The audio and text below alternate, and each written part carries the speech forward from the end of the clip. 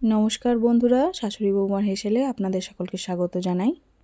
আজকে আমি আপনাদের সাথে টমেটো আর খেজুর দিয়ে টক ঝাল মিষ্টির চাটনির রেসিপি শেয়ার করব। সেই জন্য আমি প্রথমেই টমেটো কেটে নিয়েছি আর তার সাথে ধনেপাতা, কাঁচা লঙ্কা আর পাতিলেবু নিয়েছি। প্রথমেই কড়াইতে সর্ষের তেল গরম করতে বসিয়ে দেব।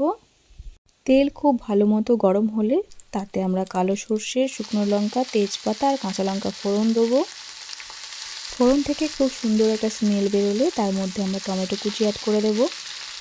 এবারে টমেটো কুচিগুলো খুব ভালো করে নেড়ে চেড়ে ভেজে নেব।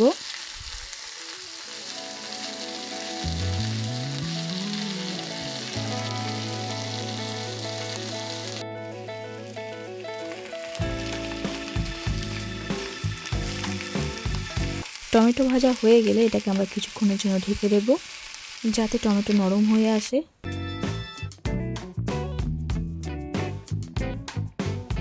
ঢেকে দেওয়ার জন্য টমেটো থেকে অটোমেটিক অনেক জল বেরিয়ে গেছে। ওই জলের মধ্যেই টমেটো সিদ্ধ হয়ে যাবে। এই চাটনিটাতে আমরা জল একদমই ব্যবহার করব না, কারণ জল ব্যবহার করলে চাটনির টেস্ট খারাপ হয়ে যায়। টমেটো সিদ্ধ হয়ে গেলে এখানে আমরা হলুদ গুঁড়ো, লঙ্কা গুঁড়ো আর পরিমাণ মতো নুন অ্যাড করব। সমস্ত মশলার সাথে টমেটোটাকে খুব ভালো করে মিশিয়ে নেব। নুন অ্যাড করার জন্য টমেটো নিজে থেকে জল ছেড়ে দেবে আর আরও নরম হয়ে যাবে।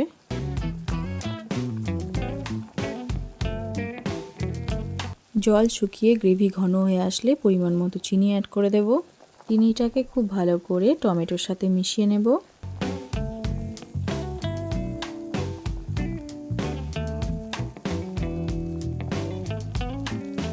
চিনি দেওয়ার কারণে চাটনির কালার এখানে চেঞ্জ হয়ে এসছে।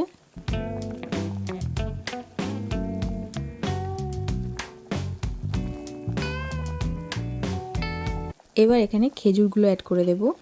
তোমরা কারা কারা চাটনি খেতে খুব পছন্দ করো আর সেটা কিসের চাটনি সেটা আমাকে কমেন্ট করে জানিও। খেজুরটাকে খুব ভালো করে চাটনির সাথে মিশিয়ে নেব, দিয়ে কিছুক্ষণের জন্য ফুটতে দেব যাতে খেজুর নরম হয়ে আসে।